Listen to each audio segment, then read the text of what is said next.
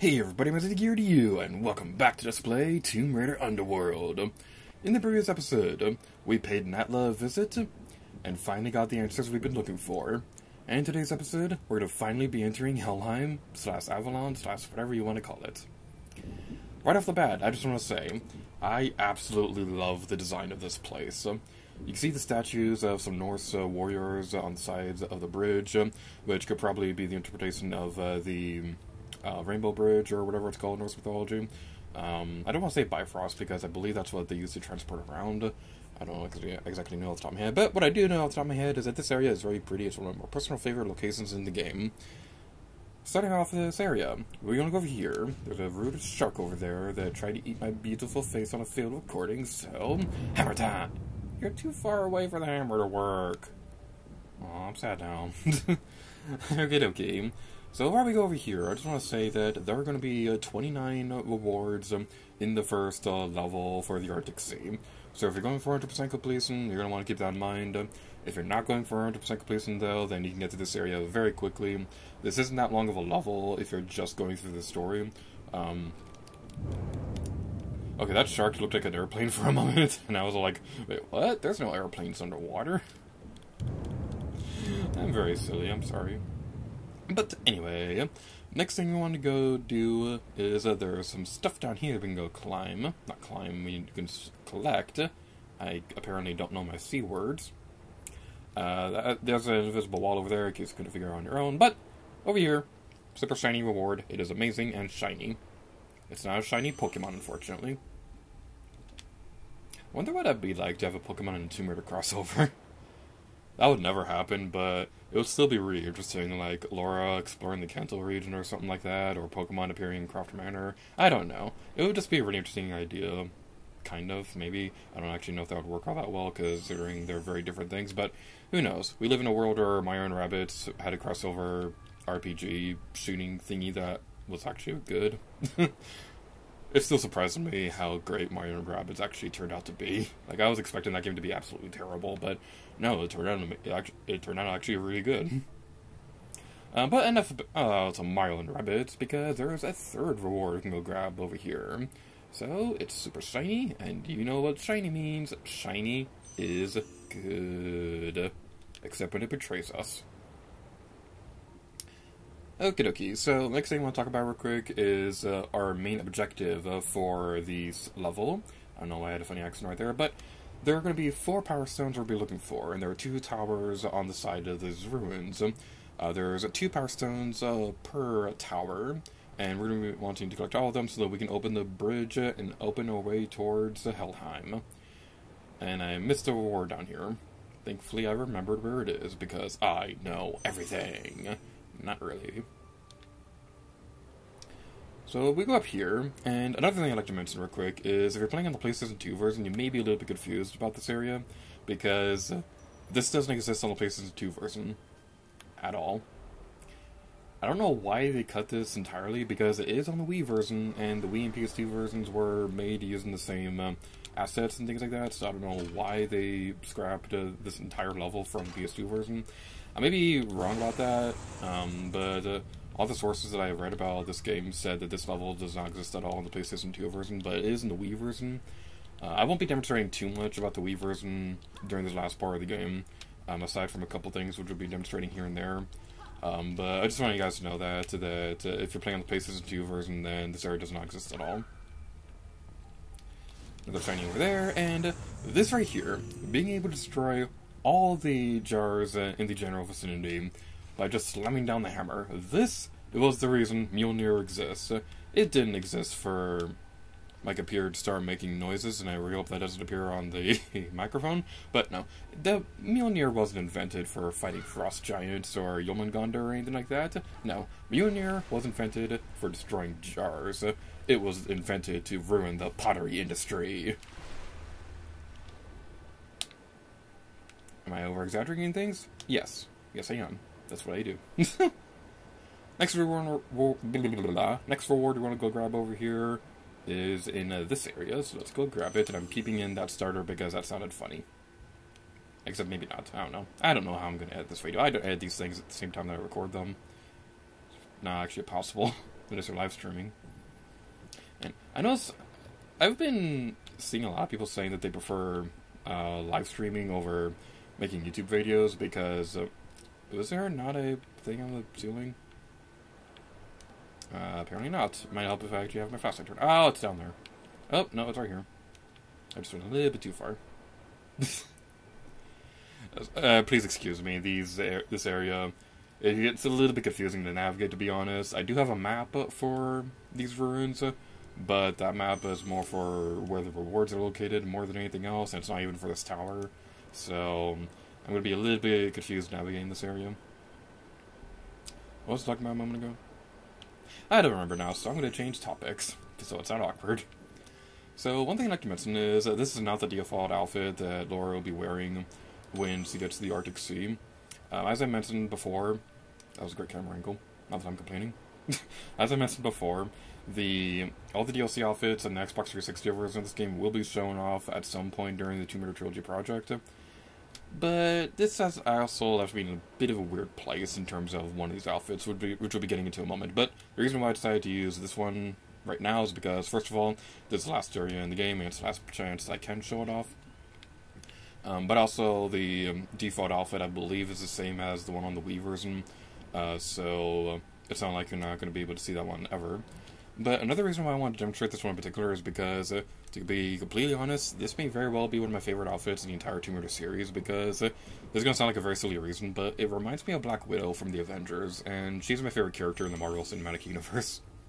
So, like, Lara having, like, a Black Widow-style outfit and being able to wield Thor's hammer, Lara Croft is the ultimate Avenger. We missed a reward. I want to go back. I'm going to go back before I forget about it.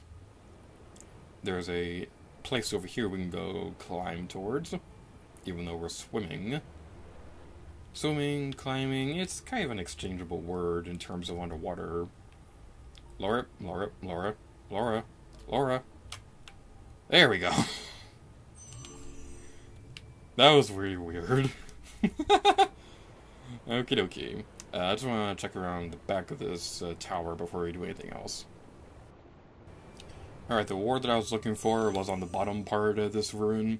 So, again, my memory in this area is going to be a little bit fuzzy, but don't judge me. This place is pretty big in terms of collectibles, and it's a little hard to keep track of everything. But, now that we've taken care of all that, we can go over here. I think there's a reward over here. I may be wrong about that. I am wrong about that. I'm wrong about everything. I'm wrong about everything in the universe. 2 + 2 equals chicken!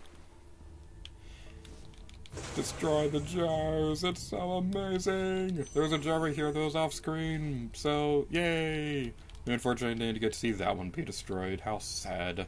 But we saw make up for it by destroying other jars in future Let's Plays. Yay!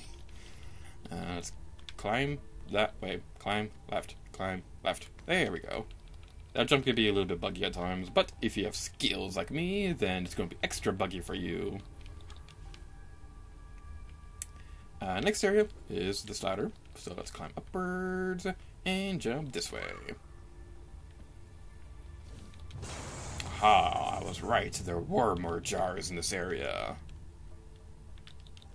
I wonder what it is about video game developers and placing jars as the main destructible source of destruction in these kind of games. But none of that matters right now because more jars! Yay! Destroying jars is awesome! Alright then. Oh, there's another one over there, and it's shiny. I like shiny. Shiny is amazing. It's the best song in Moana. Or one of the best songs. I don't know, I always go back and forth between Shiny and the song Moana sings. Why am I talking about Moana in a Tomb Raider video? I don't know anymore. Anyway, let's go over here and jump this way. Alright, so I'm going to meet you guys back over towards the outside of these ruins, so fast forward! Hooray for fast forwarding stuff. Alright, so next thing we want to do is place the gems inside of these tower, pedestal, whatever you want to call these things. I don't know what you would call these. So we're going to call them chocolate bars because they kind of remind me of a Hershey's bar for some reason. even though they look nothing like a Hershey bar. I just want a Hershey bar. Don't judge me. I like chocolate. I'm a chocoholic. I think we got all the red stones of awesomeness. So let's go over here and activate the last one. But we are not done with this puzzle quite yet, because there are still a couple things we need to take care of, namely within those statues off in the distance. So, what we want to do, there are going to be a couple things inside the statue heads that we want to take care of real quick. First, excuse me. Rude. Laras are waifus, not food.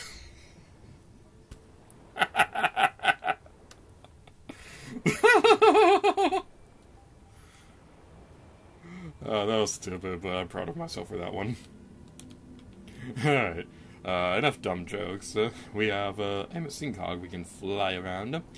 This puzzle is different on the Wii version, so you're going to see something on screen at some point in the video, or something like that, to demonstrate what it's like. Basically, it's a Wii exclusive puzzle, one of the super overly simplistic ones, and that's something that I've been seeing a lot of people complain about with the Tomb Raider trilogy in general, is that these games are a lot more, or a bit too streamlined, compared to the PS1 Tomb Raider games. And I even saw one person saying that it was a bit of an insult to the Tomb Raider series to make them that easy.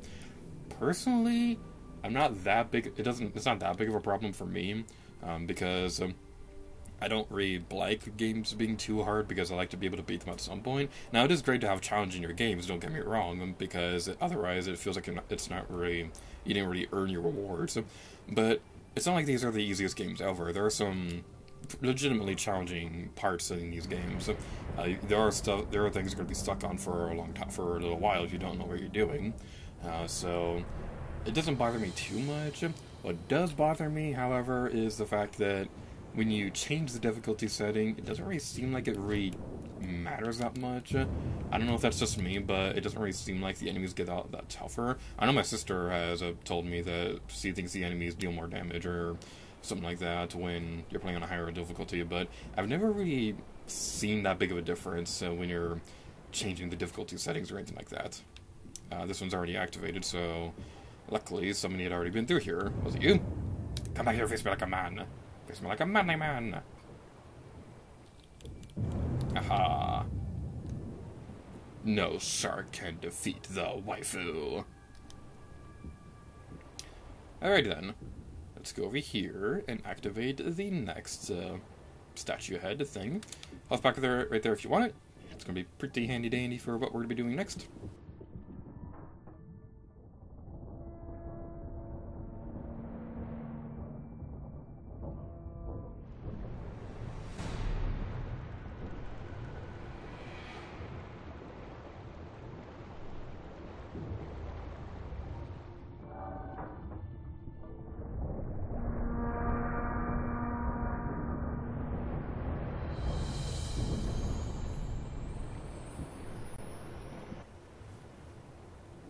So,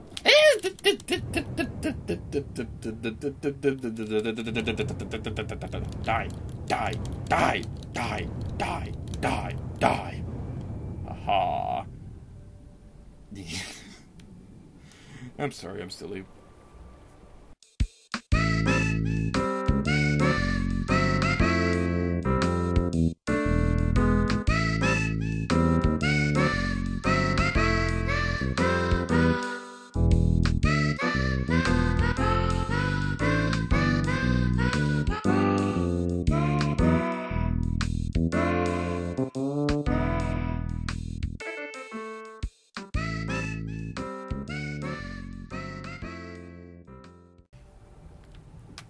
Alright, so before we move on, you want to make sure you have 16 rewards if you're going for 100% completion.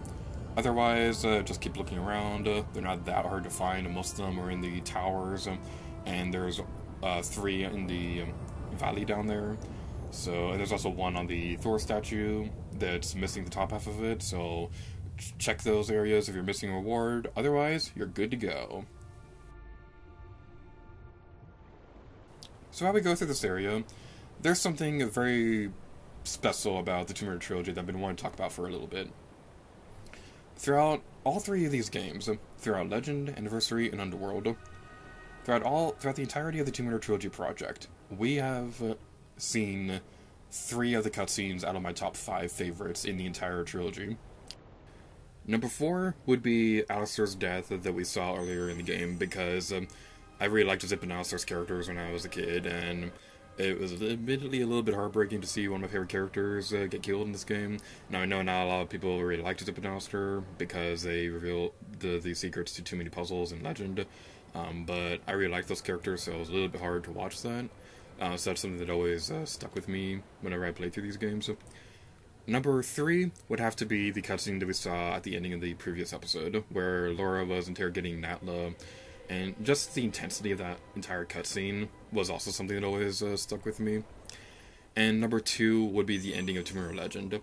Now, even though this game's story does depend on what happened during that, I won't spoil what happened exactly during that cutscene. You're just going to have to watch it for yourself. But I always really loved the ending of Legend.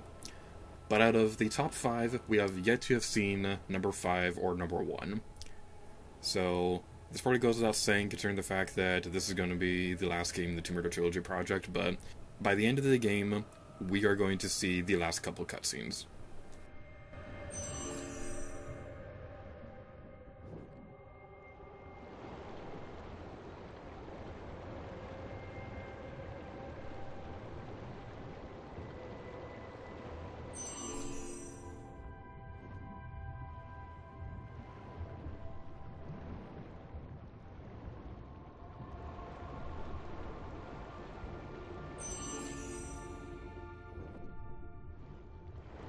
Alright, so let's continue on over here, and just letting you guys know right now, I am using a map to find these treasures, because these ones are a little bit complicated to find, because again, there are like 29 of these things, but the last one that we're going to need to collect is over here, and it's super amazing and shiny, and we all know how much I like shiny. Lara, move forward! Why does he keep swimming? Like, why does he keep going back and forth like that when he's swimming in place? That's just really weird. But anyway, now that we've taken care of all that, let's move onwards and climb up the stairs of our destiny.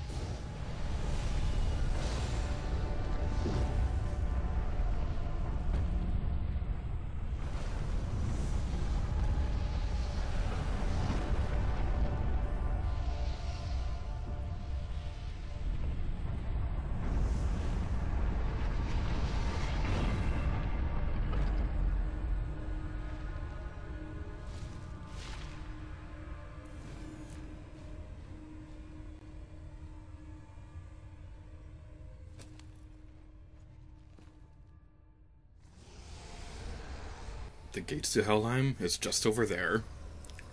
And all we need to do is cross this pool of death. Isn't that fun? Alright, so, silly story. That camera that appears in that cutscene, I don't know why I always think this. I'm pretty sure it is product placement for a real product in real life, because Tomb Raider Legend did have stuff like that, where I believe they had product placement on the vehicles in that game.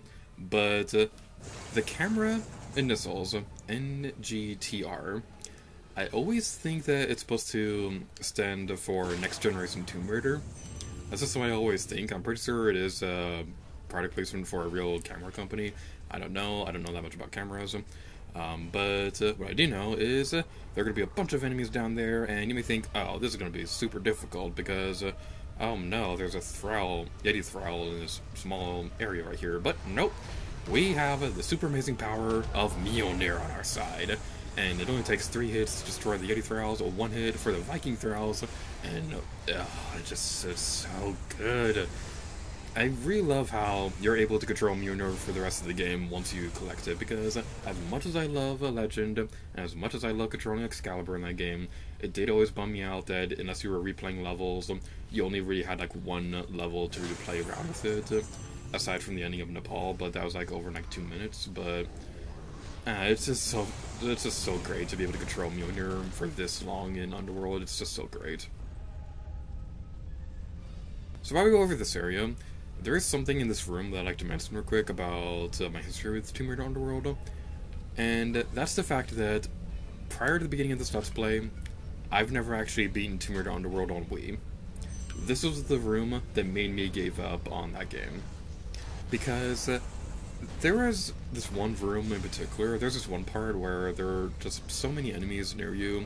I may be remembering this wrong because it's actually been a little while since I've played it through the Arctic Sea portion of this game on the Wii version, but I remember getting really annoyed about this one area because there were just so many enemies in the area, and it got to the point where I just wasn't really having that much fun with the game anymore, and I just gave up on it entirely and looked up the rest of the game on my own time. So yeah, I wasn't really that big of a fan of Tomb Raider Underworld when I first played it on Wii. But as you've seen throughout this Let's Play, I started playing the HD version of this game and I fell in love with it. And as I also mentioned during the Gate of the Dead episode, if it wasn't for nostalgia bias, Tomb Raider Underworld would be my favorite game in the series. Alright, so we go over here, and that grapple indicator right there, where it had the X button on screen, don't worry about that if you're not going for 100%, that's not required for anything you need to do. We're going to be taking care of that in the next episode, though, because it is required for a reward that we'll be getting in the next episode. So there's a couple more bad guys over here that we can deal with. Alright, come on, face my command. Face my commanding man! Yay! Long distance awesomeness! Whee! Alright then. Rude! How dare you attack me while I'm reading my notes, good sir? Or madam, I can't tell, you're a skeleton.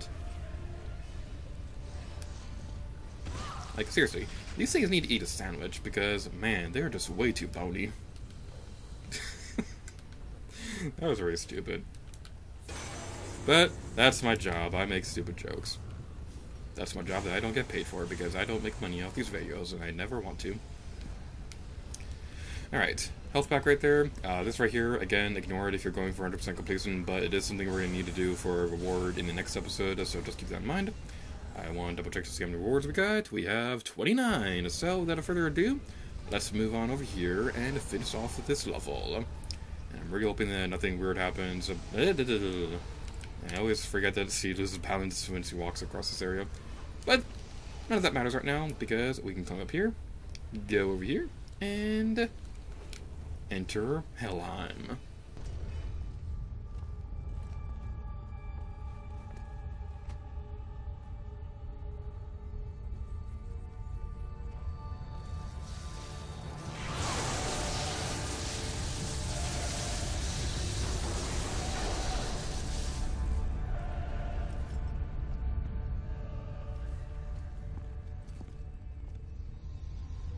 And with that, we're in this video off here, so thank you all so much for watching this episode of Tomb Raider Underworld, and next time, mid-gear to you. Arctic Sea Expedition. The coordinates Natla gave me were in the Arctic Sea northwest of Greenland. I don't know how she intends to get to Helheim, but my plan is to blow a hole into the sea ice and dive straight down. If I don't finally get the answers I've been looking for, there will be hell to pay. Helheim, the world of hell. Here is the goddess Hel, depicted as a woman on one side and a corpse on the other, presided over all souls that did not go to Valhalla after death. Judging by the ruined road and drawbridge, this site must be even more ancient than Niflheim to have been above sea level at some point. The top is heavily encased in permanent sea ice, so there may have been another, drier way to get inside from somewhere above. Had Natla given me more precise coordinations, but I think I'd rather go through the front door.